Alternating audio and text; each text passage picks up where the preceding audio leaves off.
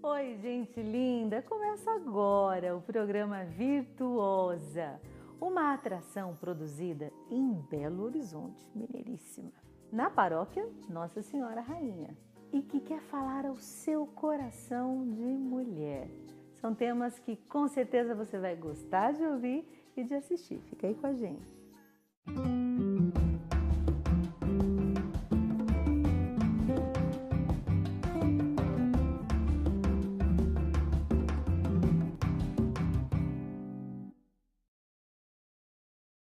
Hoje nós vamos conversar sobre adoção, laços estabelecidos através da lei do amor.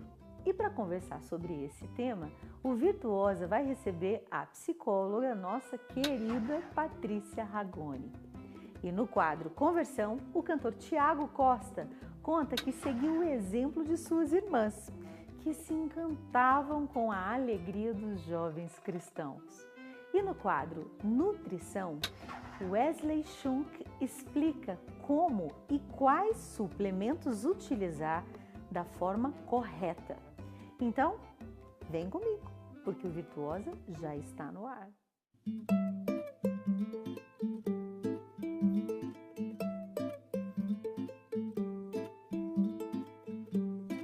Se dedicar e se entregar à magnífica tarefa de criar um ser humano. Ser pai, dar o exemplo de nunca desistir. Essas são algumas características de quem busca a adoção. Vamos assistir a reportagem sobre esse assunto belíssimo. Amor acima de tudo.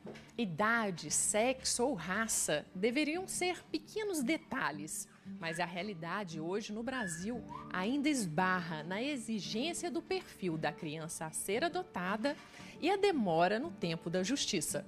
Na verdade, o que esbarra muitas dificuldades de adoção é o grau de exigência das pessoas que vão receber.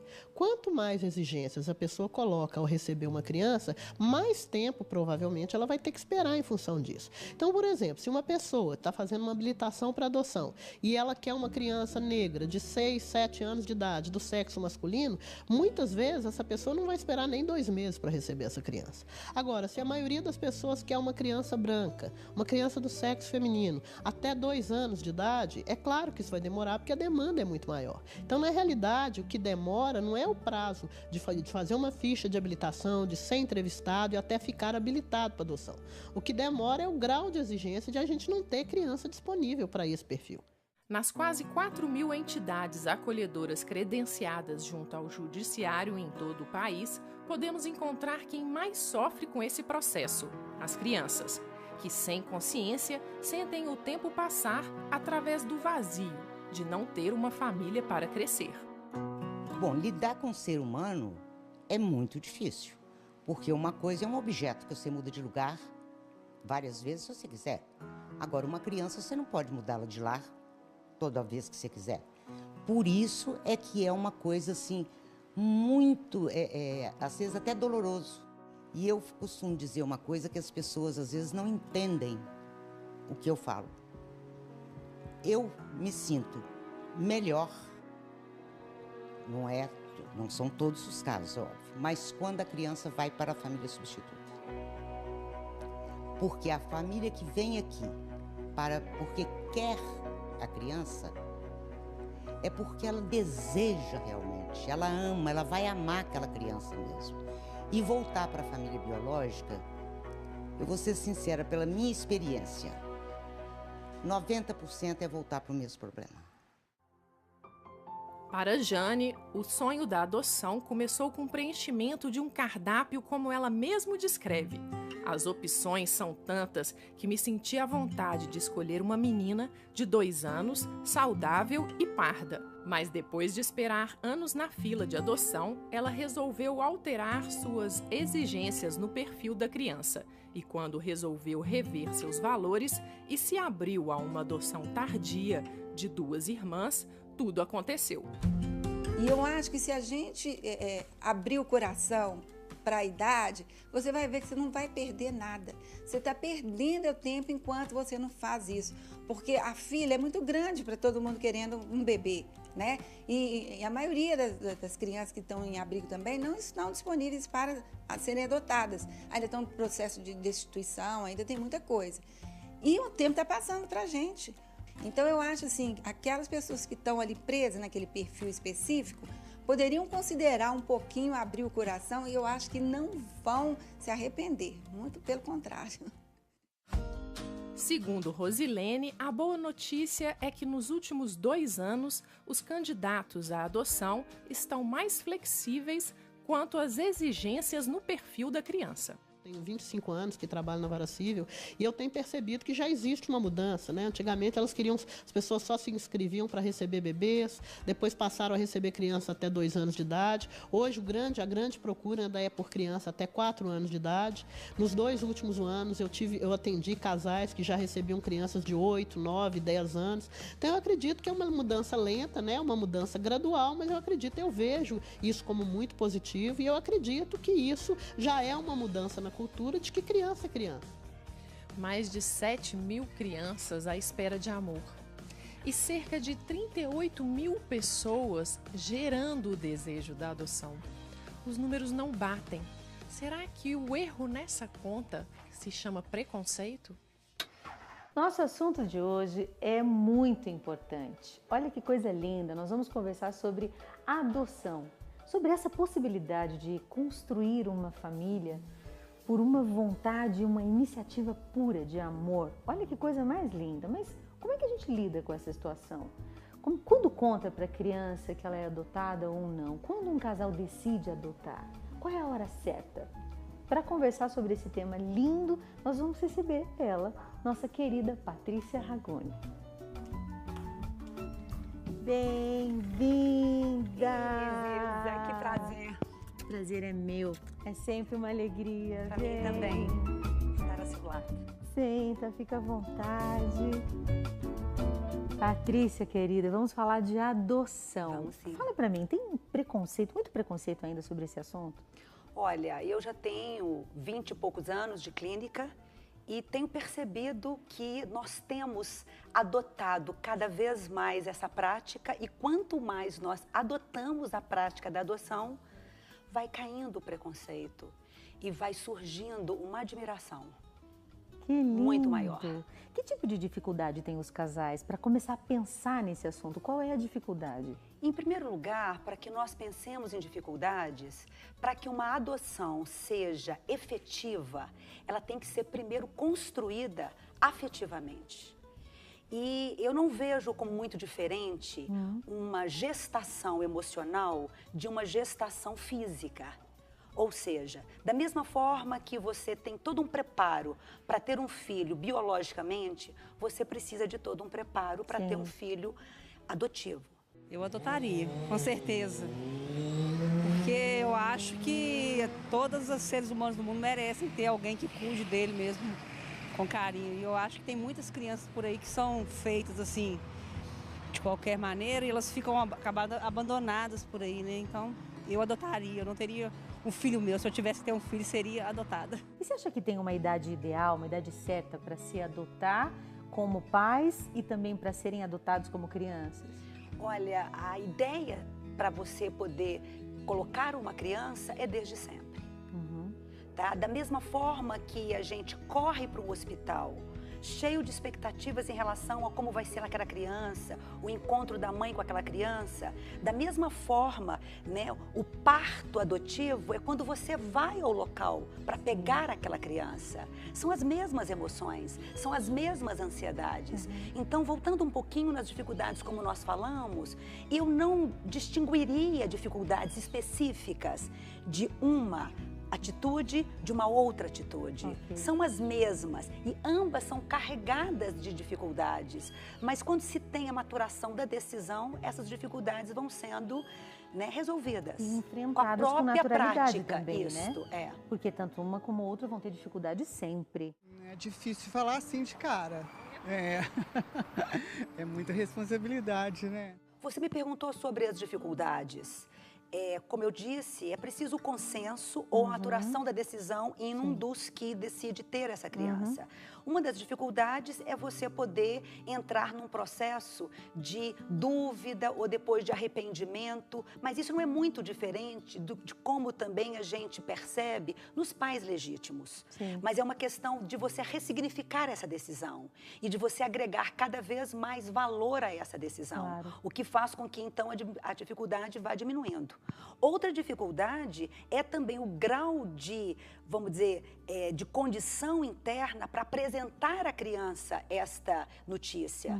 Então, eu costumo dizer o seguinte, quanto mais você apresenta à criança bem menor, melhor. E até quanto mais cedo para você mesma, bem antes de pegar a criança, apresentar à sociedade, apresentar, né, aos outros, de tal forma que você vai adotando a ideia. E a ideia vai sendo depois adotada por toda uma rede. E ela vai ficando muito tranquila. Eu costumo sugerir, inclusive às famílias, né, que usem muito a palavra adotar. Vamos adotar uma nova regra? Vamos adotar, por exemplo, um novo estilo? Vamos adotar, por exemplo, a nova forma de nós convivermos para que nós tiremos o peso muito negativo. Olha, eu adotaria porque eu acho que faz parte da vida da gente ter uma criança e a gente tem uma criança adotada na família que a gente tem o maior amor por ela. Agora, me conta uma coisa, uma dúvida que eu sempre tive, que eu sei que passa essa preocupação na cabeça de muitos que pensam na adoção, é na hereditariedade, nas dificuldades que essa criança pode ter, que veio do que é hereditário, mas que vai precisar ser administrado. Tem muito peso mesmo essa herança que uma criança pode carregar, que pode ser difícil de administrar, ou isso no decorrer da vida e da convivência não tem relevância? Não, claro que tem, não resta dúvida, mas se eu parto do princípio que nós somos o resultado de genética e ambiente, eu costumo dizer aos pais adotivos que caprichem muito no espaço da influência ambiental. Adotaria, com toda certeza. Porque normalmente as pessoas que pensam em adotar uma criança, ela pensa em agregar uma pessoa nova na sua família. E isso é uma forma de dar carinho para uma pessoa que não recebeu carinho da própria família que concebeu a criança. E isso seria uma forma de transmitir amor. E a gente percebe também que algumas crianças também, como os pais, já trazem uma grande dificuldade, a crença do desamparo. A crença do abandono, né? Tanto aquela criança, ela fica com medo de ser novamente abandonada, como os pais que a adotam ficam com receio também de que o filho possa deixá-los. Então, é um tema que a gente trabalha muito pelo sentimento de pertença. Quanto mais você vai dizendo àquela criança, isso é nosso, né? Nós estamos juntos, linda, sabe? Quando você usa muito o plural, quando você começa a fazer sonhos compartilhados, esse sentimento de pertença, ele é muito mais forte do que o sentimento de desamparo. Que coisa linda. Patrícia, muito obrigada. Muito obrigada. Olha, para você que está em casa, que estava com alguma pontinha de dúvida, que você receba esse ânimo e tome a iniciativa, porque nós fomos feitos para a felicidade. Muito obrigada. Muito obrigada. Muito obrigada, muito obrigada. Obrigada, mesmo. Eu que agradeço. Para você que está ligadinho aí no Virtuosa, fica aí que o programa ainda não acabou não, fica aí.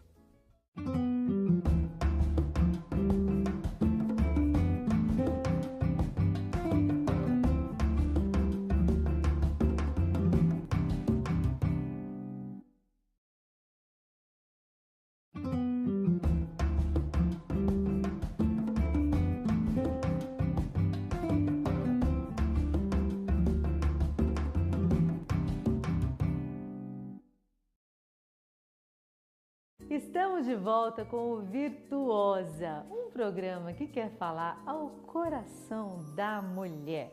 E agora, nós vamos assistir o quadro Conversão, com o cantor Tiago Costa. Olha aí.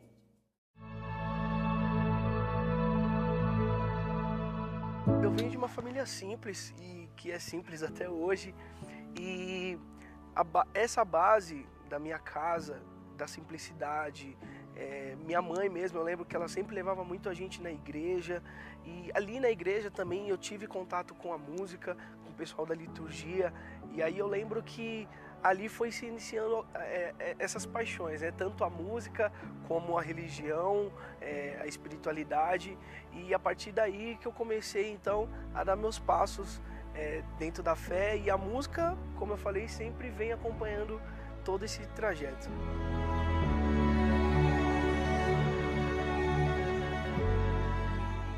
O caminho dentro da igreja se iniciou com essa base, né? Como eu disse, da minha mãe levando a gente desde criança, e eu sempre fiquei ali na cola das minhas irmãs, que elas são mais velhas que eu. Então eu sempre fiquei ali na cola delas, elas comungavam, eu ficava perguntando: e aí, que gosto que tem? O que vocês falam quando vocês ajoelham? Como é que é? E aí eu fiz a minha catequese, depois elas fazendo o crisma, comecei a frequentar junto com elas a crisma delas, aí eu ficava louco com aquela alegria dos jovens e tudo mais, aí eu falava para elas que queria fazer, até que um dia abriu a oportunidade de fazer o crisma, eu mesmo peguei a ficha, eu mesmo levei para minha mãe, e aí então começou a minha caminhada dentro da igreja. A partir da minha crisma, começou a minha caminhada dentro da igreja.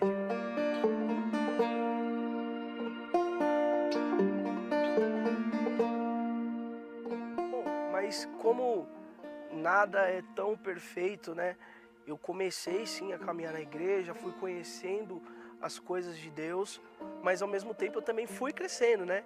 Então conheci outras pessoas, fiz novas amizades, e aí foi quando eu comecei então a frequentar a noitada, comecei a montar um grupo de pagode, a gente começou a tocar na noite, e aí então comecei a ter essas duas realidades como vertentes na minha vida. E aí a coisa começa a mudar um pouco.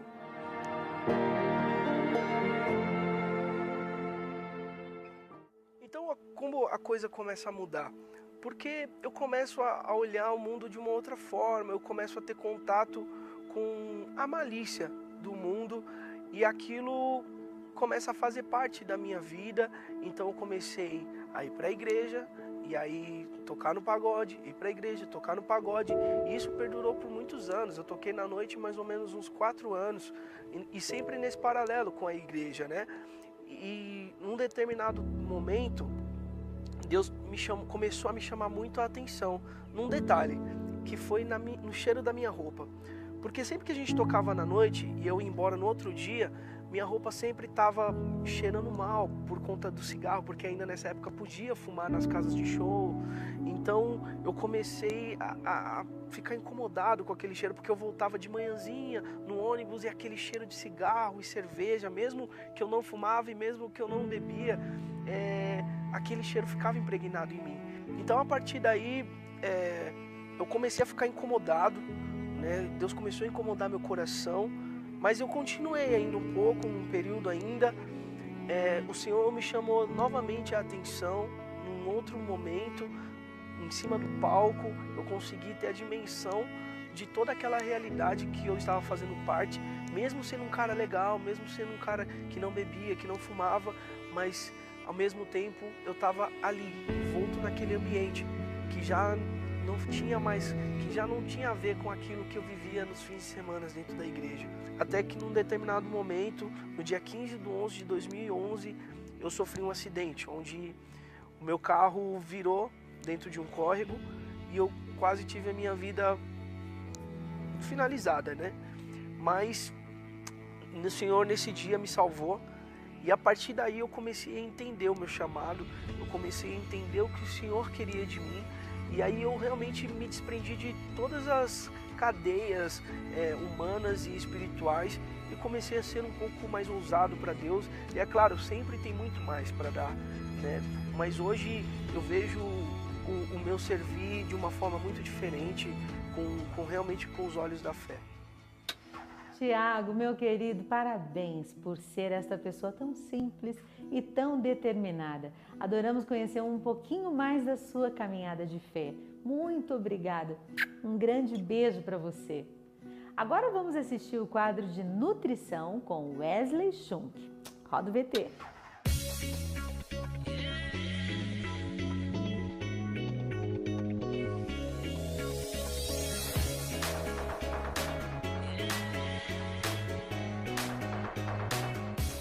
Olá pessoal, meu nome é Wesley Schunk.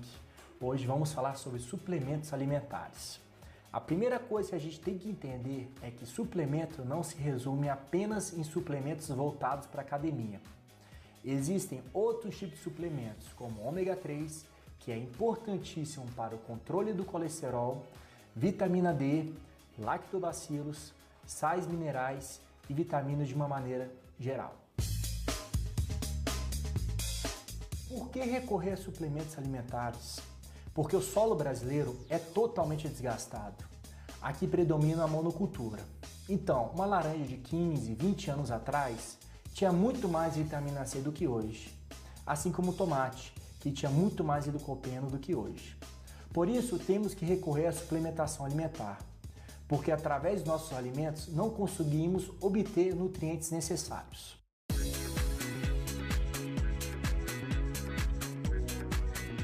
Já os suplementos de academia devem ser tomados com cautela. É importante sempre procurar um profissional habilitado para fazer um exame laboratorial para verificar a função hepática, função renal e fazer um hemograma. Assim, definir a necessidade de cada paciente e, com isso, fazer o uso correto dos suplementos. O Whey Protein, por exemplo, é interessante usar após o treino. Já o BCA, a gente usa durante o treino. Existe também a glutamina, que pode ser utilizada pós-treino ou pré-treino. Já os lactobacilos são repositores da flora intestinal. Constantemente, através da nossa alimentação errada, destruímos a nossa flora intestinal, causando uma desbiose. Se necessário, fazer uma reposição para assim obter um hábito intestinal adequado.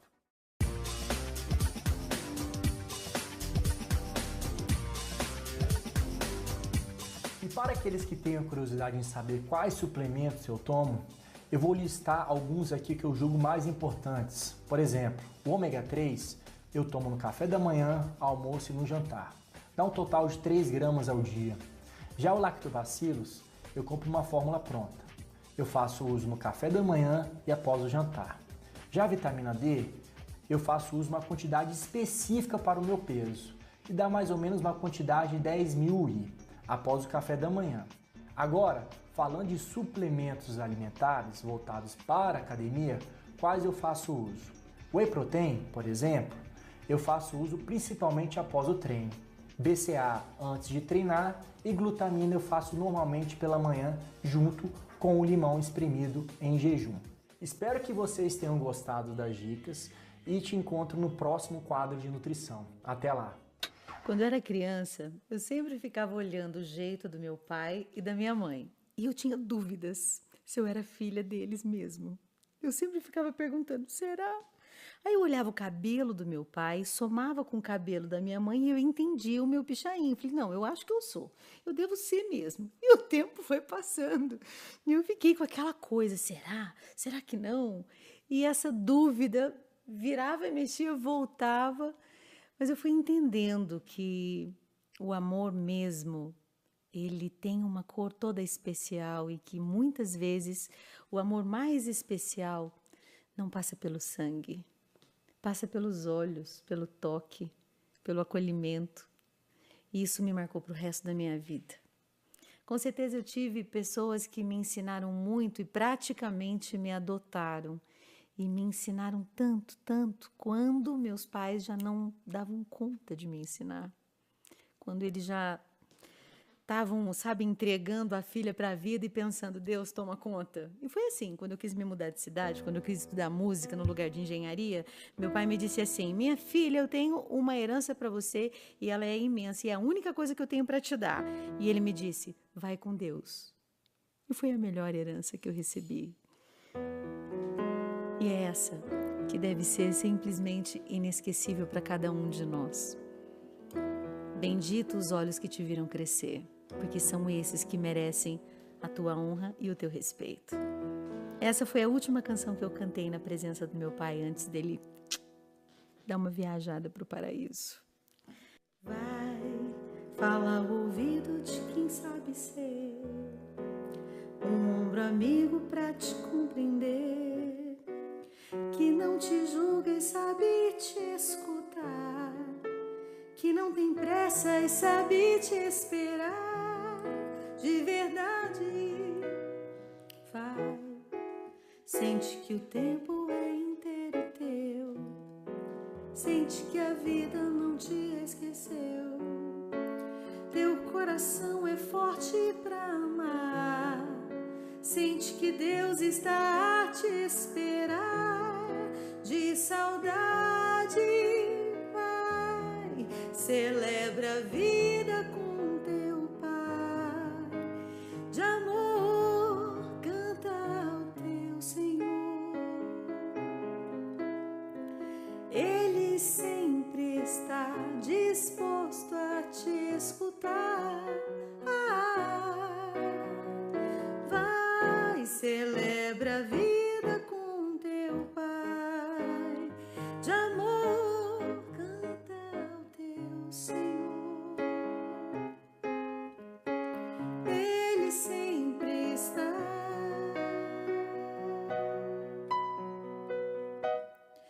fiel a te esperar. Fiel.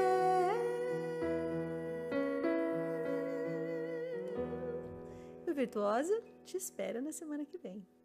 Beijo.